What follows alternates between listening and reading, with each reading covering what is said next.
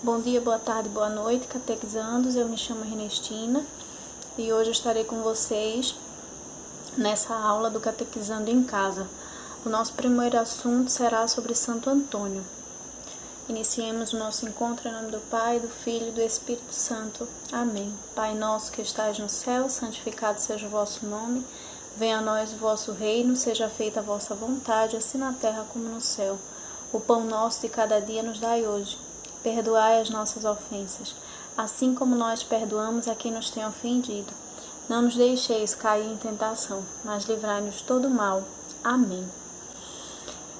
Em 13 de junho, a Igreja celebra a memória de um dos seus grandes santos. Santo Antônio é muito venerado não somente na Europa, como também nas Américas e demais continentes. Nasceu em Lisboa, Portugal, em 15 de agosto de 1195, foi batizado com o nome de Fernando.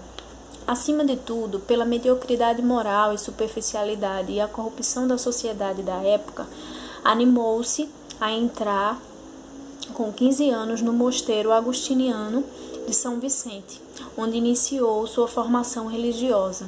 Em seguida foi estudar no mosteiro de Santa Cruz de Coimbra, onde recebeu sólida formação filosófica e religiosa. Aos 25 anos, Fernando foi ordenado sacerdote. Nesse mesmo ano, ele deixou os agustinianos para vestir a túnica marrom e grossa dos franciscanos e abandonou o antigo nome de batismo para se chamar Antônio, Frei Antônio. Aos 27, é convidado para a cerimônia de ordenação sacerdotal dos franciscanos em Forli, onde fez um sermão revelando seu grande dom da oratória e seu profundo conhecimento da Bíblia. Depois disso, é designado para difundir e evangelizar nas regiões vizinhas. Ele ensina verdades básicas da fé, tanto ao clero quanto aos leigos. Santo Antônio de Pádua, no Brasil, tornou-se muito famoso por ser considerado o santo casamenteiro, sendo procurado especialmente neste período pelas pessoas que desejam casar.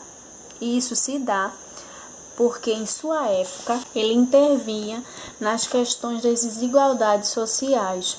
As moças pobres tinham que apresentar um dote para despertar a atenção de um pretendente de um moço que fosse bom, educado e trabalhador, da mesma classe social que a dela.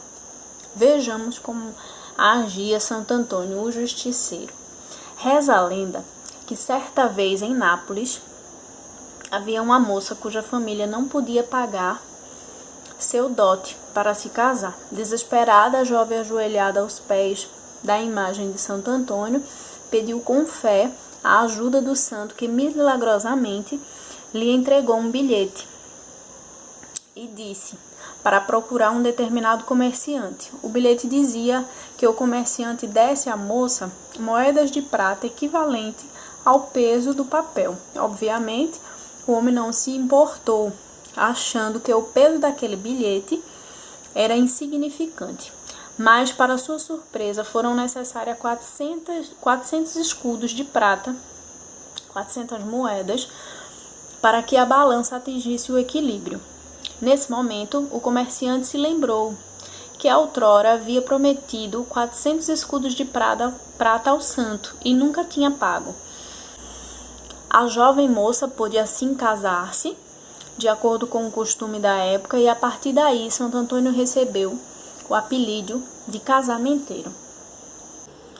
Os sermões antonianos foram considerados as mais notáveis obras literárias de natureza religiosa feitas em Pádua durante a Idade Média.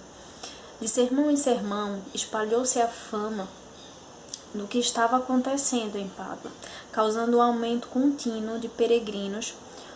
Uma multidão incessante se reunia em torno de seu confessionário, do confessionário do Frei Antônio.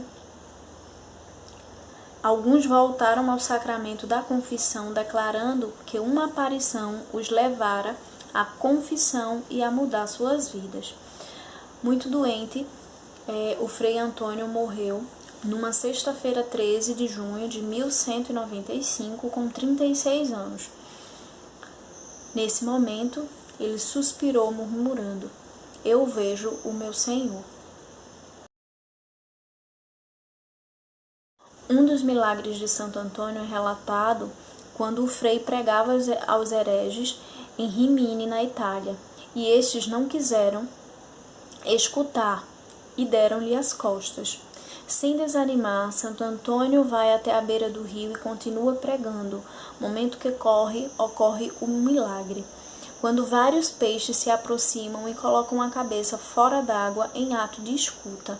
Os hereges ficam tão impressionados que logo se convertem.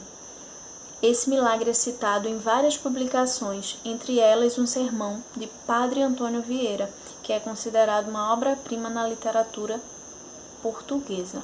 Um ano depois da morte do Frei Antônio, a fama dos muitos prodígios realizados por ele convenceu o Papa Gregório IX a queimar as etapas do processo canônico e proclamá-lo santo, em 30 de maio de 1232.